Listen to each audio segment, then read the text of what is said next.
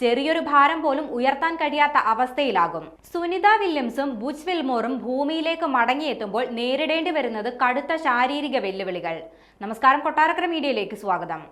ബഹിരാകാശ യാത്രിക സുനിത വില്യംസും സഹയാത്രികൻ ബുച്ച് വിൽമോറും അന്താരാഷ്ട്ര ബഹിരാകാശ നിലയത്തിൽ നിന്നും ഭൂമിയിലേക്ക് മടങ്ങിയെത്താൻ തയ്യാറെടുക്കുകയാണ്. ഭൂമിയിലേക്ക് മടങ്ങിയെത്തുമ്പോൾ അവർ നേരിടാൻ പോകുന്ന ഏറ്റവും വലിയ വെല്ലുവിളി ഭൂമിയുടെ ഗുരുത്വാകർഷണവുമായി പൊരുത്തപ്പെടുക എന്നതാണ്. 8 മാസത്തിലധികം മൈക്രോഗ്രാവിറ്റിയിൽ ചിലവഴിച്ച വില്യംസിനും ബുച്ച് വിൽമോറിനും ഭൂമിയിലേക്ക് മടങ്ങുമ്പോൾ നേരിടാൻ പോകുന്ന ഗുരുതര പ്രശ്നം ഗുരുത്വാകർഷണമാണെന്ന് ഇരുവരും പറയുന്നു. ഗുരുത്വാകർഷണം ശരീരത്തെ വലിയ രീതിയിൽ ബാധിക്കുമെന്നും ഗുരുത്വാകർഷണം ശരീരദ്രവങ്ങളെയെല്ലാം താഴത്തെ ഭാഗങ്ങളിലേക്ക് വലിക്കാൻ തുടങ്ങുമെന്നും പെൻസിൽ ഉയർത്തുന്നത് പോലും ഒരു വ്യായാമം പോലെ തോന്നുമെന്നും ബുച്ച് വിൽമോർ ബഹിരാകാശ നിലയത്തിൽ നിന്നും പങ്കെടുത്ത അഭിമുഖത്തിൽ പറയുന്നു. ബഹിരാകാശത്ത് ദീർഘകാലം കഴിയുന്നവർക്ക് ആരോഗ്യ പ്രശ്നങ്ങൾ സ്വാഭാവികമാണ്.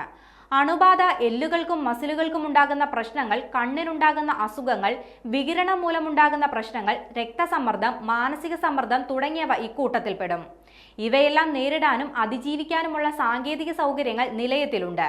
ബഹിരാകാശ പേടകം എത്ര സുരക്ഷിതമാണെന്ന് പറഞ്ഞാലും അവിടെ റേഡിയേഷന്റെ അളവ് ഭൂമിയിലുള്ളതിനേക്കാൾ 10 മടങ്ങ് കൂടുതലായിരിക്കുമെന്നാണ് ഒരു കണക്ക്. ഗുരുത്വാകർഷണത്തിന്റെ അഭാവത്തിൽ അസ്ഥികളുടെ സാന്ദ്രത കുറയുന്നു എന്നതാണ് ബഹിരാകാശ സഞ്ചാരികളുടെ പ്രധാന പ്രശ്നം. ഗുരുത്വാകർഷണം അനുഭവപ്പെടാത്ത അവസ്ഥ പേശികളുടെ പ്രവർത്തനത്തെയും സാരമായി ബാധിക്കും. ശരീരദ്രവത്തിലുള്ള വ്യതിയാനങ്ങൾ ശരീരത്തിന്റെ സന്തുലിതാവസ്ഥയിലും ഏകോപനത്തിലും മാറ്റങ്ങൾ വരുത്തും. ചെറിയൊരു ഭാരം പോലും ഉയർത്താൻ കഴിയാത്ത അവസ്ഥയിലാകും. അവിടെ ഉണ്ടാകുന്ന ഈ മാറ്റങ്ങളിൽ ചിലത് ഭൂമിയിൽ തിരിച്ചെത്തിയാൽ പോലും തുടരുന്നവയാണ്. എന്നാൽ ഇതെല്ലാം സുനിത വില്യംസ് അവരുടെ നേരത്തെയുള്ള 2 യാത്രകളിലൂടെ അതിജീവിച്ചതാണ്.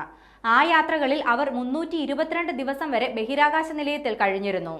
2024 ജൂൺ 5-നാണ് സ്റ്റാർലൈനറിന്റെ മനുഷ്യരെയും വഹിച്ചുള്ള ISSലേക്കുള്ള ആദ്യ പരീക്ഷണത്തിന്റെ ഭാഗമായി ഇന്ത്യൻ വംശജ സുനിത വില്യംസും ബുച്ച് വിൽമോറും ഭൂമിയിൽ നിന്നും പുറപ്പെട്ടത്. ജൂൺ 7-ന് ISSലെത്തി ജൂൺ 13-ന് മടങ്ങാനായിരുന്നു പദ്ധതി.